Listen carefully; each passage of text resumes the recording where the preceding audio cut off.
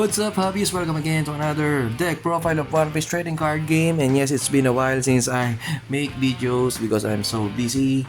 And yeah, busy training, practicing everything because we just held our Philippine Championship, the 1v1 and the 3v3 last weekend. And yes, I used Katakuri in both tournaments, the 1v1 and 3v3.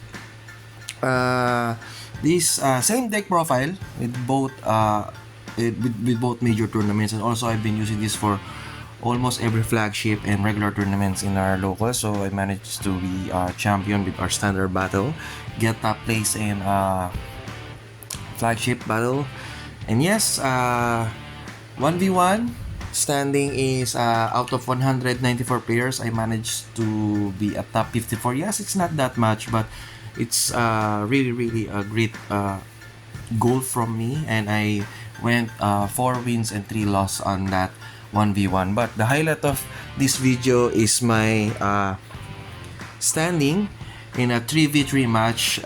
We got top 8. My team got top 8 in our 3v3 match. Swiss round, we got 4 wins and 2 losses, and top 16 we won.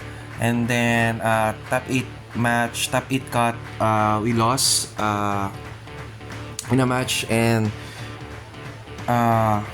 later I will discuss my personal standing in our 3v3 match and my match-up recaps. For now, let's go for the deck profile of my Katakuri deck. Yes, since OP03 I've been using Katakuri, and yes, OP05 has good buff with good support for Katakuri, though Enel is the main deck for yellow in OP5, but there are some cards with OP5 that can really be good use to Katakuri. Alright, I know a lot of you know now how Katakuri works, but yeah, I still explain. Katakuri, one Dawn, when attacking, you may look at up your top of your opponent's life, and then you may put it on top or bottom of their life. So, and then plus 1k attack. So 7k attack with just 1 Dawn. Even though there are no lives to be looked at, the 1k buff you still get through when you attack. So yeah, Katakuri.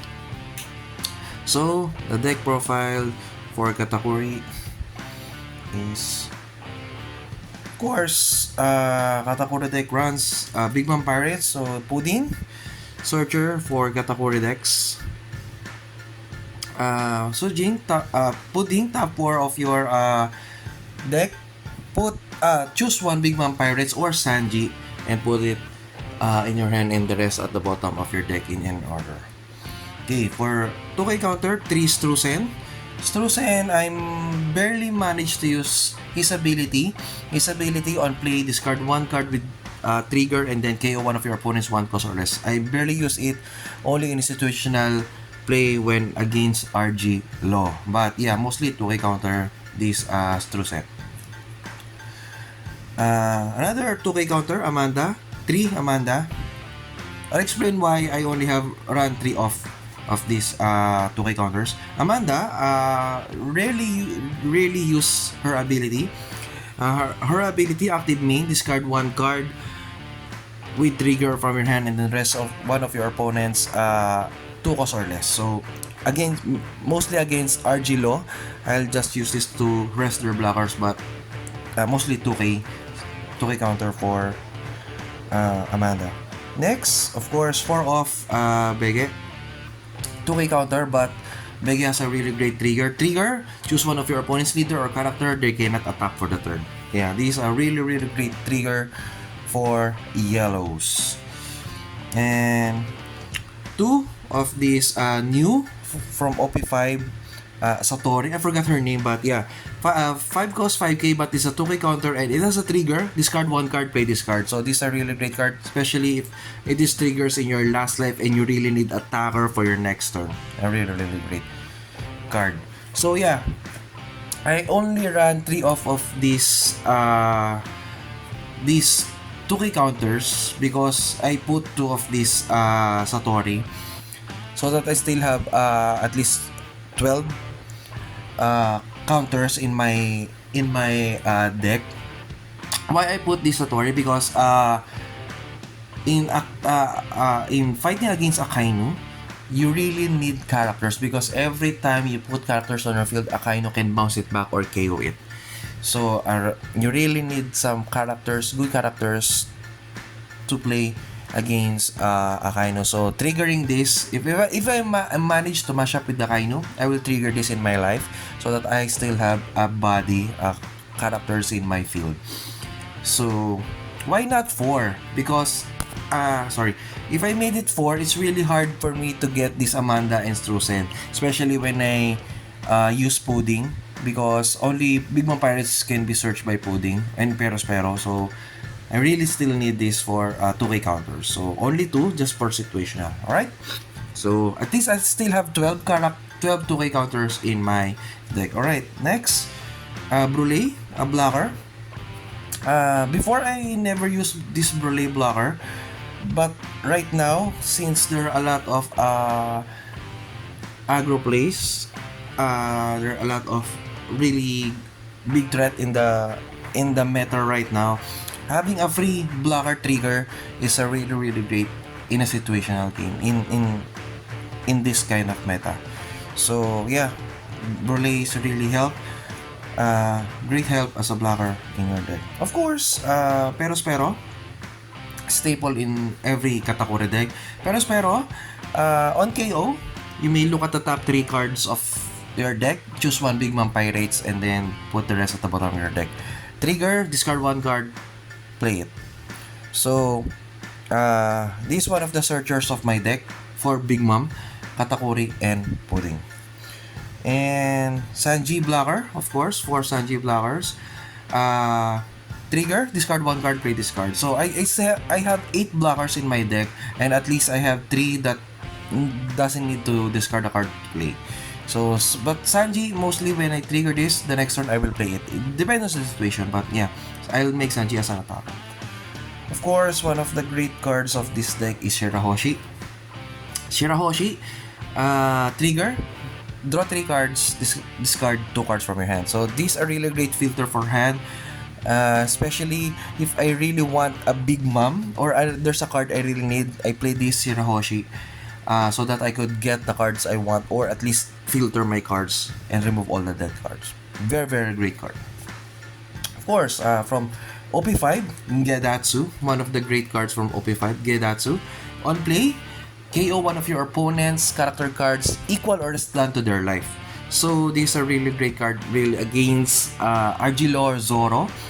Of course, situational cards with situational play with Akainu and or Enel.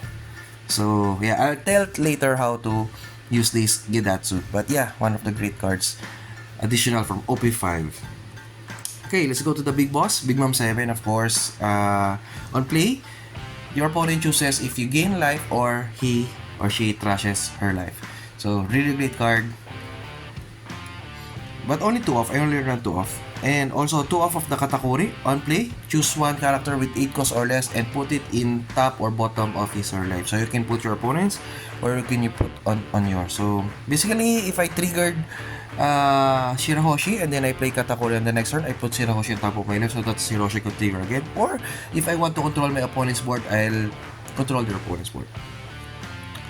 And yeah, another card that rarely using in Katakuri deck, but I use it because I really love this card, Yamato 9. Yamato 9 on play, choose one of your opponent's character, KO it equal or less than the total both of your life. So the total of your life and your opponent's life, total of it KO that your opponent's characters equals or equal or less than to that cost. So yeah, a really great card situation, especially if you match against Pluffy and Pluffy uses Magellan. So you're late at bringing Big Mom 10. So I still have big bodies with 8 and or 9 cost characters. So yeah. And of course, the big boss of this deck is Big Mom 10. On play, your opponent touches their life and you gain 1 life. So this really MVP or your big boss in your main deck. Okay, of course, for the event cards, I have 4 Thunderbolt. Active main, KO one of your opponent's character with 5 cost or less and then trash your life. Trigger, KO active trigger KO one of your opponent's character with 5 cost or less. No need to discard your life. So great trigger. And of course, this is the MVP tech card in my deck that got me most of my wins against Akainu against Akainu. 2,100,000 volts. Active main, if you have 1 or less life, choose one of your character or leader plus 3k and then rest one of your opponent's character with 4 cost or less. Trigger, discard 2 cards, gain 1 life. Really, really great card. It really saves me a lot of matches and got me a win with this 2,100,000 volts, especially if you match against Akainu, the blue-black Akainu. You really need this to be in your hand. Alright, so this is the deck I use. I use in 3v3 and 1v1. So I managed to score at the 3v3 Swiss round. My personal standing at the 3v3 Swiss round, we have a 6 round of Swiss. My standing is 5 win, 1 loss. So my first matchup is against Argilo. Yes guys, Argilo is really one of the worst matchup for Katakuri. I'll tell you guys, Argilo and Akainu with Mihawk build is the worst matchup for Katakuri. But I managed to win with Argilo in the first round because of Gidatsu. I have 2 Gidatsu in my hand and Argilo's character are only low cost, so I can easily KO them. And then I managed to play Big Mom 7 and then 2 Big Mom 10 at that game. And having a Thunderbolt in my hand to KO his blocker really got me the win. So Gidatsu is the MVP with Argilo because you can KO them, your characters, because Argilo characters are all or low cost except for 5 cost low or the 3 cost Zoro. But the rest, you can KO those blockers, the 1 cost blocker. And of course, I still have Yamato 9 to KO those 5 cost blockers. But yeah, I won against Argilo first round with this deck. Second matchup, we play against I think a Singaporean team. So I managed to win. By the way, round 1 I win with Argilo, and team result we got a win. So our second player, I'm the player C of our team. So our second player won also, so we got a team win. Round 2, I match against Akainu with Lucci Kuzan build, and I win on that match, and this is the MVP. This is the MVP. So guys, it's really hard to fight against Akainu with recent meta right now. Akainu with the Lucci Kuzan build. So because every time you play a card, they can manage to KO it or bounce back. Even my Big Mom 10, I really have a great match with this Akainu because on my first attack, I managed to take a pick of my life, and I saw it's a Thunderbolt, so I put it at the bottom of my deck. And then the next turn I attack, I pick again in my life, and I saw Sanji blocker on my life, so I put it again at the bottom of my deck. So I know now my last 2 cards is Thunderbolt and Sanji. And then I managed to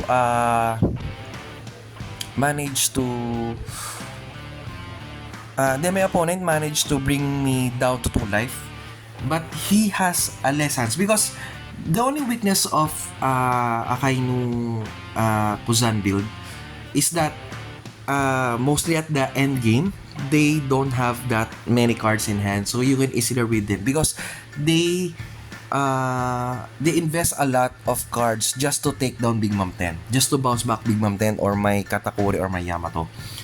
So at the end, their cards are less now and their attacks are small because Lucci has only 6k attack. Guzan has 5k attack. Their leader can also do at least 7k attack, and you can easily defend it. That's the weakness of Akainu for my deck. So unlike Mihawk build has 9k body and it's so really hard to defend that. But yeah, so my opponent managed to take me down to 2 life, and then on his turn, he attacked me, and second to the last life, I know it's a Thunderbolt, and he has one brand new that's still active that can attack on next turn. But since I know my last life will be Sanji, a trigger character, because he managed to bounce back my Big Mom, and he has one life, and I don't have any attackers aside from my leader, and he has one life, so I need 2 attackers on that turn. So when my opponents attack, I know my second to the last type would be a Thunderbolt, but I could trigger it and KO that brand new. But if I do that, there will be no attackers in his side, and I need to trigger Sanji. Because I need 2 attacks when my turn, when it will come back to my turn. I need 2 attacks because he has 1 life. So I triggered my Thunderbolt and KO his Kozan. And true enough, he has the event card that buff a character 3k and then bottom of my character. So he buffed brand new. He buffed his brand new and attack me and bounce back my Big Mom 10. So I take that attack and triggered Sanji.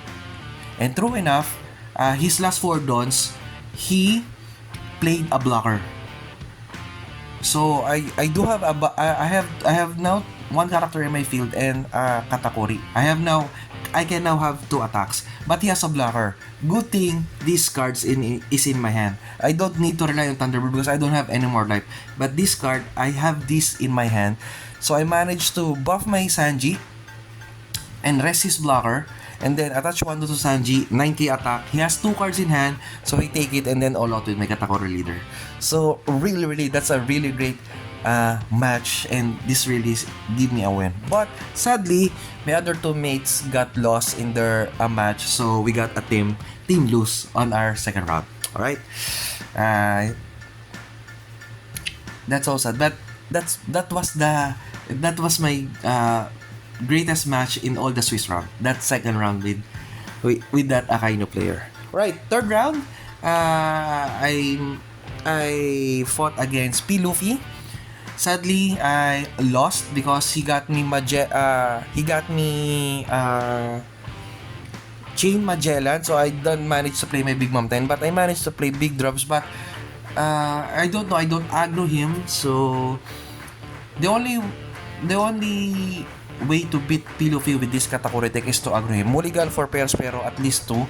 So, and then aggro him with always having a 6 or 7k attack. But I didn't manage to get that, and he got me Chain Magellan. I lost that match, but luckily, my 2 teammates win, so we got a team win on round 3. Round 4, I managed to that's round 3. Round 4, I play again with Akainu, and same build, Kozan Lucci build, and I managed to win the game. Our player B got loose in his match, and our player A got time, and we don't have any last 3 turns on that ruling, and if both players still on playing and time out, we both teams will have double loss. So, or around 4 we got double loss. So we are now X2 at round 4. So it's really crucial because we only have 6 rounds, so we need to get the last 2 rounds win. Round 5, I managed to play with Enel.